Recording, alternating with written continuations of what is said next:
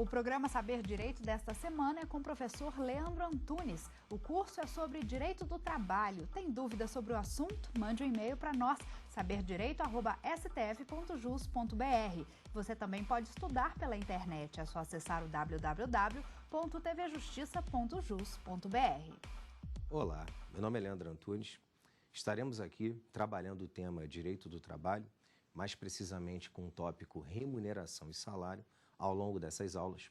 Sou advogado, especialista em direito e processo do trabalho e espero que aqui tenhamos excelentes dicas, excelentes considerações a respeito do tema e que as aulas possam ser bem proveitosas, tá? Espero vocês, obviamente, nas nossas 5 aulas. Bom, nessa primeira aula, faremos um apanhado acerca da introdução do próprio conceito acerca de salário e remuneração e tentaremos explorar o artigo 457 da CLT, né? Não só o seu caput, mas também os seus parágrafos. Essa é a nossa intenção na primeira aula, porque às vezes passamos despercebidos por algumas situações que estão ali presentes. Por exemplo, não acompanhamos o conceito de diárias para viagens, de ajudas de custo, de comissões, percentagens. Então, justamente isso tentaremos fazer nessa nossa primeira aula, tá? Bom, como dito, hoje, nessa aula, tentaremos justamente trabalhar a parte introdutória, o conceito. E aí devemos lembrar que remuneração, o salário, acabam sendo o combustível que movimenta o contrato de trabalho. Quando você trabalha, ou quando você pensa em contrato de trabalho, quando você pensa em relação de emprego, você pensa em alguns requisitos que devem ser preenchidos, que devem ser cumpridos. E dentro desses requisitos, eu tenho a onerosidade. O que seria essa onerosidade? A onerosidade nada mais é do que a retribuição pela prestação dos serviços.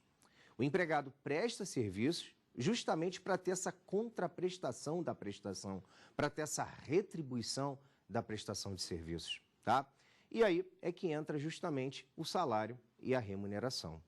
Lembro a você também que o salário, o conceito de salário, ele deriva do latim, né? Nós tínhamos o salarium argentum, que no final das contas era o pagamento em sal, né? Realizado aos soldados no Império Romano. Como o sal era uma moeda muito forte, uma especiaria muito responsável por movimentação e trocas e tudo mais, os soldados à época assim recebiam. Só que o tempo foi passando, as coisas foram obviamente mudando e nós chegamos ao pagamento em salário, em espécie, ao pagamento em dinheiro, que é o que você hoje geralmente está um pouco mais acostumado, tá? É interessante também, já nessa parte introdutória, sabermos que o salário ele deve respeitar um mínimo, né? Nós temos um salário mínimo, que é previsto, inclusive, na própria Constituição, o artigo 7º, inciso 4 da Constituição Federal, trata do salário mínimo e diz que ele deve ser capaz de atender às necessidades básicas do trabalhador e de sua família, como saúde, educação, moradia, lazer e por aí vai. E que esse salário mínimo, obviamente, deveria levar em consideração a própria dignidade da pessoa humana, né? Quando eu penso em salário mínimo, eu penso em um valor razoável para que eu possa me manter, né? Por isso que em determinadas categorias nós temos aquele salário que geralmente é visto ou é fixado em acordo coletivo, convenção coletiva, por lei ou por regulamento. E, obviamente, o empregador deve respeitá-lo. Posso chamar aqui a atenção, ou posso dar um exemplo a você, do próprio advogado. O advogado, logicamente, ele tem um valor de salário mínimo, né? Você tem um salário mínimo real, aquele que deve ser respeitado em todo o país, e você tem aquele piso que deve ser pago, no mínimo, ao advogado, tá? Bom, mas entrando no conceito, nós chegamos à seguinte conclusão. O artigo 457 caput e o parágrafo 1º talvez sejam aqui os pontos mais importantes a serem analisados. E por que isso, gente? Temos que fazer uma diferença entre salário e remuneração. E como ficaria essa diferença de salário e remuneração? Ao contrário do que muita gente pensa, o salário não é só a importância fixa estipulada, aquele valor fixo pago pelo empregador. O salário é muito maior do que esse valor pago pelo empregador. E a remuneração? A remuneração, nós vamos ver, ela na verdade representa um gênero em que a espécie salário está dentro. Então, já que a remuneração é o gênero e o salário é a espécie, vamos trabalhar primeiro uma espécie para depois chegarmos ao gênero. Vamos fazer dessa forma, tá? E o artigo 457, no parágrafo 1º da CLT, nos diz o seguinte: compreendem o salário não só a importância fixa estipulada, como também o pagamento de comissões, percentagens, gratificações ajustadas, diárias para viagens e abonos pagos pelo empregador. Veja, você que até então achava que o salário era só aquele valor fixo que o empregador fixava com você, acaba de ver nesse momento que nós temos outros componentes do salário. Eu costumo dizer que o salário, no final das contas, nada mais é do que aquela parcela de retribuição paga pelo empregador. Quando sai do bolso do empregador, pelo menos em regra, essa parcela terá natureza salarial. E aí vamos a um exemplo. Vamos supor que determinada pessoa foi contratada numa loja de roupas, que vende, né, comercializa roupas e tudo mais, e que essa pessoa, no final das contas, tem um valor fixo mensal, recebe um valor fixo, não sei, de R$800, tá? Vamos supor que esse é o mínimo dela. Só que além de receber esse valor fixo, essa pessoa recebe comissão ou percentagem, não sei. Pode ser que esse valor seja fixo ou que esse valor seja variável. Então, pode ficar determinado que em cima de cada venda realizada, ela receba, por exemplo, um percentual de 2%. E aí, vejam, isso é muito interessante. Isso reflete diretamente no cálculo de férias, 13º, do pagamento do FGTS. Porque se essa pessoa recebe R$800, mas tem uma média de comissões de mais R$700, o seu real valor de salário é R$1.500. Isso deve ser levado em consideração para o cálculo de férias, para o cálculo de 13º e no próprio pagamento do FGTS. Poxa, Leandro, mas eu tinha uma ideia de que isso já era a remuneração. Gente, um cuidado que eu vou pedir aqui a vocês e que você vai passar a tomar a partir de agora, se já não tomava, é que, às vezes, a remuneração pode se confundir com o salário, ou seja, o valor pode acabar sendo o mesmo. Mas se eu não estiver falando em soma de salário mais gorjetas, que é a remuneração, que a gente vai tratar mais especificamente daqui a pouco, eu obviamente estou falando de salário. Por exemplo, a fulana recebe um valor fixo mais as percentagens. Se ela recebe esse valor fixo mais as percentagens, ela tem um valor de salário. Se ela recebesse percentagens e mais gorjetas, essas gorjetas aqui, no caso, entrariam no valor da remuneração. Só que, vamos supor, eu sou um advogado, fui contratado por determinada empresa, em que o meu salário vai ser X. Na minha função, não há que se falar em recebimento de gorjetas. Ninguém me paga gorjetas, não tem pagamento por parte de terceiros. Então, no final das contas, o valor da minha remuneração vai ser igual ao valor do meu salário.